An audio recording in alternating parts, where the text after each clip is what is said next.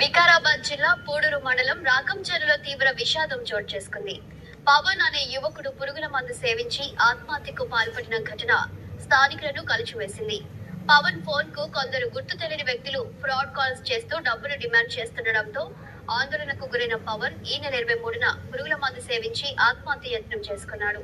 ఇది గమనించిన కుటుంబ సభ్యులు వెంటనే పవన్ ను వికారాబాద్ లోని మిషన్ ఆసుపత్రికి తరలించగా చికిత్స పొందుతూ పవన్ మృతి చెందాడు.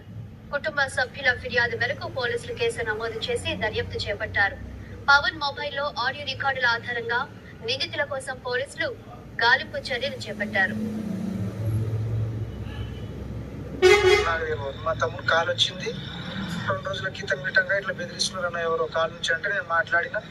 నాకు ఇటం కాల్ చేసి అమౌంట్ కావాలి, అమౌంట్ ఇవ్వకుంటే ముందు కేసు బుక్ అవుతుంది, ఫైల్ బుక్ అవుతుంది, జైలుకి పట్టుకుపోతామని మా మమ్మీకి మా తమ్ముడు కాల్ చేసి బెదిరించిన తర్వాత నేను మాట్లాడిన తర్వాత నాకు గిట్టంగా అట్లే ఆయన పర్సన్ తెలియదు, అసలు ఆ నెంబర్ ఎక్కడిదో గిట్టంగా తెలియదు, బయట నుంచి వచ్చిన నెంబర్ అది. మళ్ళీ కాల్ చేస్తే స్విచ్ ఆఫ్ వస్తుంది. ఎస్ఐ కాంప్లీట్ సర్పంచ్కి చెప్తే ఎస్ఐ కాంప్లీట్ ఇచ్చినాము, ఇచ్చి మళ్ళీ రిటర్న్ ఇచ్చినాము. ఇదే జరిగింది, ఇదే ఉన్న అనేది నాకు తెలియదు. మా తమ్ముడు కాల్ వచ్చింది 2 రోజుల క్రితం గిట్టంగా ఇట్లా బెదిరిస్తున్నారన్న ఎవరో కాల్ నుంచి అంటే నేను మాట్లాడిన.